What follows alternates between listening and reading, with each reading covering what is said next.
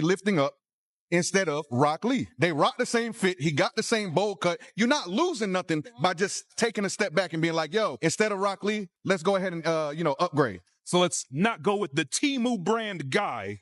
Let's go with the original patented. Look, when you want something that ain't stepped on, you go to the source. You don't go ahead and talk to one of these little boys on the corner. You go to the plug yourself. Rock Lee is stepped on Mike Guy.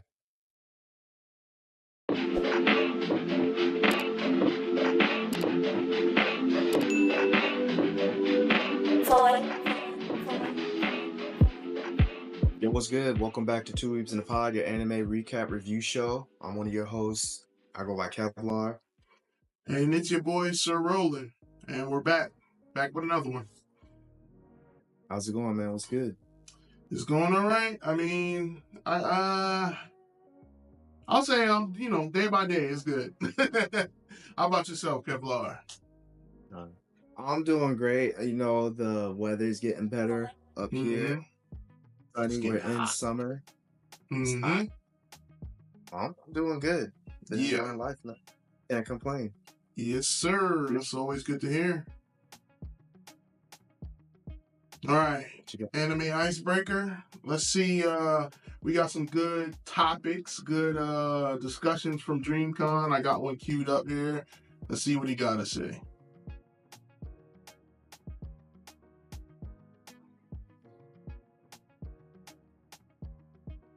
You got audio? Lifting up instead of Rock Lee. They rock the same fit. He got the same bowl cut. You're not losing nothing by just taking a step back and being like, yo, instead of Rock Lee, let's go ahead and, upgrade. So let's not go with the Temu brand guy. Let's go with the original patented. Look, when you want something that ain't stepped on, you go to the source. You don't go ahead and talk to one of these little boys on the corner. You go to the plug yourself. Rock Lee is stepped on Mike Guy. Hey. That's crazy. That's just wicked disrespectful. What's wrong with this man? Like, he didn't see Rock Lee get it out the mud to just disrespect mans like that. Is crazy. So he stepped on Mike Guy.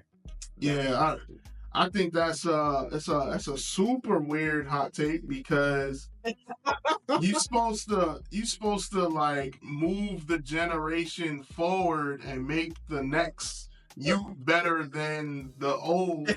So right. you can't just have Mike Guy be there, train Rock Lee and say, yeah, I trained you just so you could just watch how great I am. And it's not supposed to work that way. You're supposed to make the next generation better. Rock Lee is supposed to be, if not better than Mike Guy, on par with Mike Guy. And in my opinion, he probably should have been the one to fight Madara and risk his life for the village. But they gave it to Mike Guy. So Rock Lee? Yeah. I don't think he reached his full potential yet, but that they should have wrote it. They should have wrote it in so like he did. Like about that, because the writers hold Rock Lee so bad to their own admission. They admitted that they hold him too bad and felt bad that Rock Lee got hold so bad. So, Better writing for Rock Lee. My guy is an adult. And Rock Lee was like, he's not an full adult yet. I haven't seen Boruto, so I haven't seen the evolution if they continued the character Rock Lee. Yeah. But that guy's crazy, just rage baiting us. I'm a little tight on what he said. It's messed up. Yeah, it's Rock Lee is close to everyone's heartstrings, like that's the guy. You really can't just be talking about him like that. Come on, man. Come crazy. on, man. But anime news. What we got for anime news? We've got some heat coming up in July. We're warming up. I think spring anime is still going on. But what I saw, according to the Otaku Insider, IG platform at least, Down to Dawn season 2 comes out in July 2025. We got Kaiju number 8 season 2, which I'm excited for, comes out in July. The Infinity Castle arc for Demon Slayer begins in July.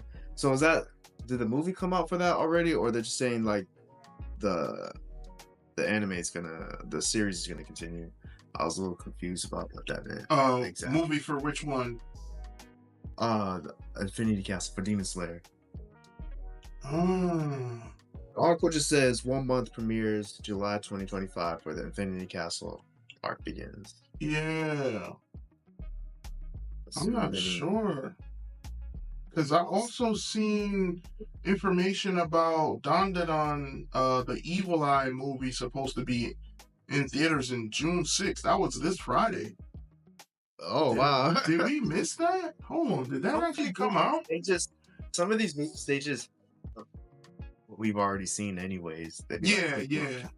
It's supposed to be like the first 3 episodes kind of thing. That don't really move the needle for me. But... Yeah, I mean, if it's like a month early and it's like movie animation quality, I might be able to say, I'll take a trip and watch it. But if it's literally just like 3 episodes, intro, outro, like episode, intro, outro, I'm gonna be disappointed. If it's just like chopped and edited, just like 3 episodes put together, that's kind of sad. But I don't think I've ever gone to the movies to see an anime. I seen the Demon Slayer Mugen. That seemed like it was worth it. Yeah, that seemed like. Yeah, it was good, really good. And I don't know if it's a pro or a con, but you get some weebs out there in the you watching it with a bunch of weebs next to you, and it's cool, but sometimes everybody reacting to everything, and it's just like, I kind of just want to enjoy this, on my own time. I might be too used to my private viewing of anime, Yeah. I feel you on that. It could be good if it's like you're going with like a group of your friends. And especially if other people, like I've seen some people cosplay. Yeah. Of itself, but yeah, it depends. It depends. Yeah, it was like watching Black Panther, but it's anime version. People were like cosplaying and hooting and hollering for the really good scenes and stuff like that. So if you like the environment, the movie is a good little vibe.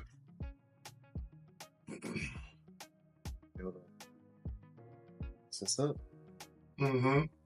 That's anime news. So, what do you want to talk about? Crunchyroll Awards or DreamCon? Let's get to since it's kind of fresh, let's talk about DreamCon stuff if you got it. Okay, DreamCon 2025 this year is in Houston. They already announced it's going to be in Houston again next year, I believe, beginning of July.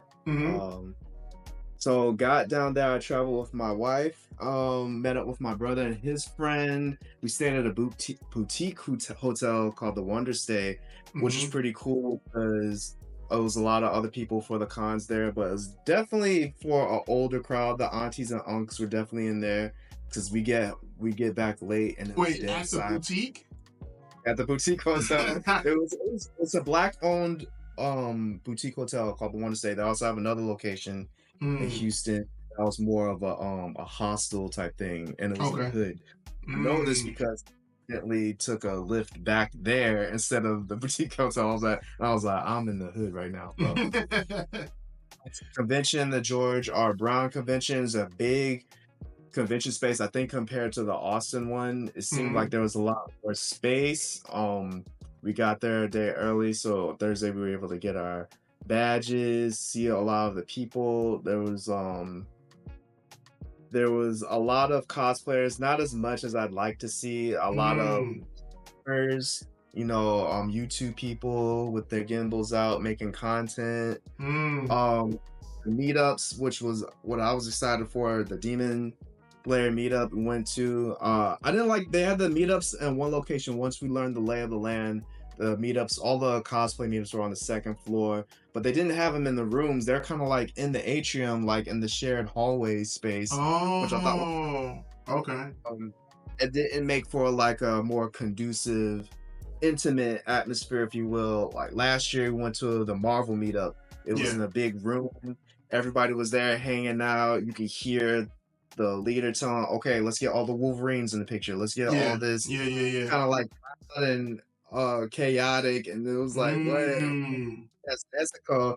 And they was like, all right, let's get all the Nezuko's up there, but they didn't do a countdown for the picture. People kind of just went up, and they was like, all right, let's get these other guys up there. So she didn't want to, but nonetheless, I'd rate it 8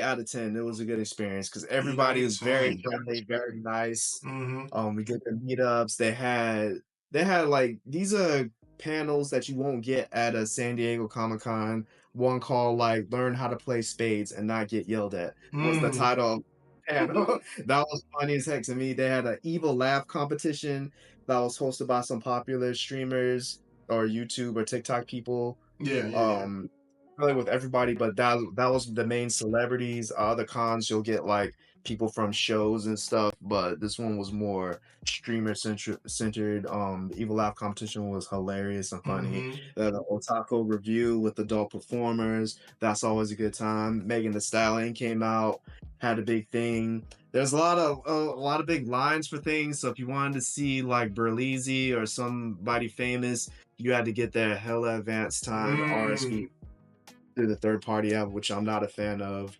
San Diego, there's no like RSVP. You just showed up, and you just got to be online. If you're willing to wait in the line, you got in. But it seemed like it was a lot of hustle stuff going in, because then they had the tier list for badges where you could skip line. It seemed like every corner they're trying to time you, but black people, I can't be mad at them. As it gets bigger, maybe there'll be more opportunities things will be in the room and you don't have to RSVP so much or to pay for these, tier lists. But I don't know. Mine's kind of everywhere. It was a lot to do. It was a little overwhelming. It was in Houston. There was good barbecue and food in the outskirts. A lot of the locals complained that they didn't know that this event was going to be here that weekend. They would have rolled out a lot more deals or had more events had they had known. For that, but now they know for next year because it was announced as soon as the con ended that it was going to be in Houston again. So then maybe that'll be good. I didn't know in Houston like weed is not legal there, but they have dispensaries. But it's like the hookup is you apply for the legal stuff and they don't check you, then they sell whatever they want there. And then a lot of people take advantage of that because there's dispensaries everywhere. Because the DreamCon, they had an app that was pretty cool to connect people. People were interacting more than I expected, and people were like asking, "Yo, where's the the stuff at?" And there's like, "Oh, there's a," like, "Oh, okay." So we linked up with somebody from there that was going to go to the convention, and they was like, "Yeah, it's an exciting time. I'm going to the Duke Dennis pool party." I was like, "What? Duke Dennis has a pool party?" And then I heard that there was some drama that happened at that. There was after parties that were mad fun. They had a 90s, 2000s party I thought was fun. Did you end up going? Yeah, I went to the 90s, 2000 party hosted by Land. Shout out to them. They do podcasts and stuff. That was very fun. They had a Grown and Sexy party. It was just so much cosplay, content, game. I tried the VR for the first time, a VR headset. That was really fun. I definitely want to get one. Where at? It was in the convention or like? Okay. I went Sunday morning. There wasn't a line because we weren't content focused. Me and my wife, and we didn't have nothing on the itinerary, so we just went to the convention center as soon as it opened, and we went to the gaming area, which was really big, and we got to put on a VR headset and play some shooting game. Nice. Yeah, usually the last one in Austin, we kind of stayed away from the gaming section because I kind of do a bunch of gaming on my own personal time. So it's like, all right, I'm traveling. I don't want to do gaming if I do gaming a lot. But yeah, it kind of makes sense. If you're not a gamer, you take a little time and see what they offer. But the VR stuff is usually pretty fun. It was mad. I never did it before, but the graphics were graphicking. It was pretty cool. That going on for that. I feel like that was a bigger focus and feature for DreamCon was the gaming stuff. I didn't get into the YouTube lounge that I signed up for. There was like another application. I did that, but I never got the confirmation email. My one friend did get to go. That would have been cool. We could have got some hidden gems on that. But it was a lounge that was open for the whole day or whatever. You just pop in, and they had scheduled things and people talking. I'm editing a vlog with my wife. We did a couples thing to go into more detail if you're interested in that. And I hosted a Pop the Balloon, very like last minute thing. I had this idea, and there's a nice area. So if you look on our page, you can see how that went too. It was very fun. Everybody was like, nobody denied anybody a picture or wasn't open to an idea. Except this one girl, she had this awesome Storm cosplay. Yeah. But she was a professional. She said she had to go to sound check for the DreamCon cosplay competition. I was like, oh, okay, really? Was she the Black Storm with the white like rock like mohawk? Oh, that's slick. Yeah, that's slick. But she got pictures with everybody that asked, but she just had a time conflict. But everybody was super nice. And it's always good vibes. There's different discourses about their experience. I know they had an HBCU meetup because I went to the Tuskegee University and they had an HBCU meetup, and I was like, oh, that would be dope. My wife, she didn't go to a HBCU. She went to a PWI Binghamton, but she did pledge SG Row, which is a divine. I was like, it would be applicable. She's like, no. I was like, but that was fun. It was a meetup, but they did it unorganized, and then it was supposed to be it was a 2-hour meetup. It was first hour supposed to be all the HBCUs. You know, they call out a school. They'd be like, Howard, come in, get in the picture. All right, Tuskegee, come in, get in the picture. But then it was like 30 minutes of HBCU stuff, and then all the Greeks just took over. Just came out of nowhere.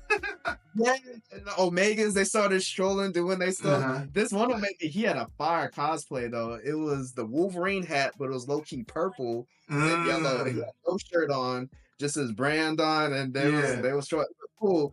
But I heard a discourse like a lot of people were complaining that Greeks took over a lot of things because when they was playing the music, a lot of Greeks and stuff were like strolling and stuff. And it was kind of annoying, but it was fine. There was so much to do. You could just not go in that area or enjoy something else. So it was whatever the experience you made it at DreamCon. Your dream, you could have made it come true. So that's my little.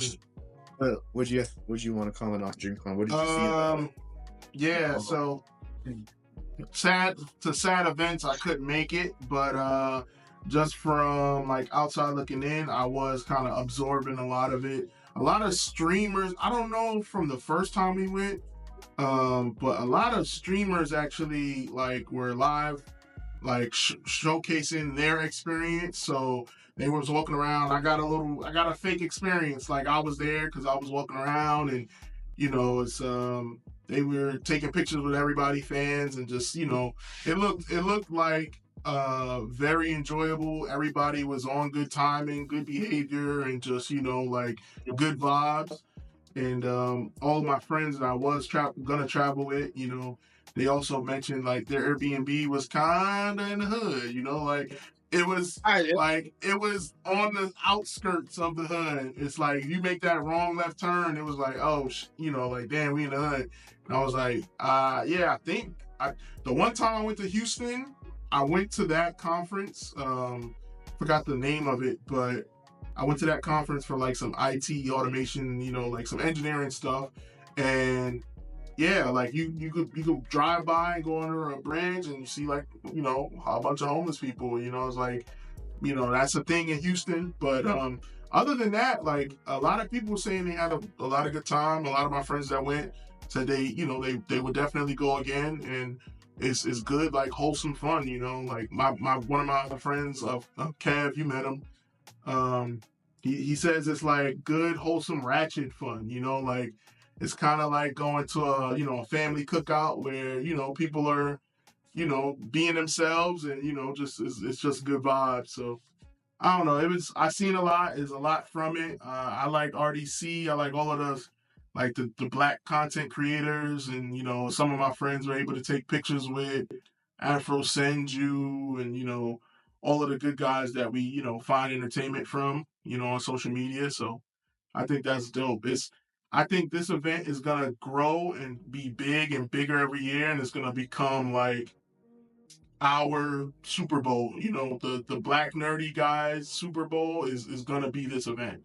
You know, like people are gonna be talking about it a lot. And I think because of RDC is kind of a big social media group. There's another social media group called AMP, like Kai Cenat and, you know, Duke Dennis and all of them.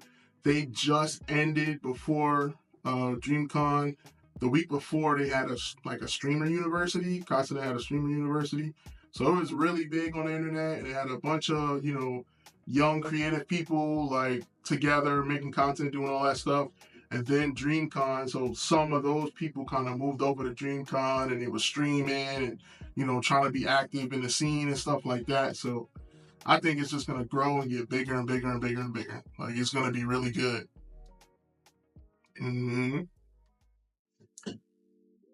Yeah, it's good stuff, man. I'm excited to get more friends to come next year. We had we got one. I recommend the Wanda Stay Boutique. They had like 8 rooms. Mm-hmm. It was perfect. You could take a little I don't know what they call it, a little train thing straight to the convention. It was very campus. Okay. Yeah, it was free, so it wasn't too far from downtown, but it wasn't. But it was very nice. Yeah.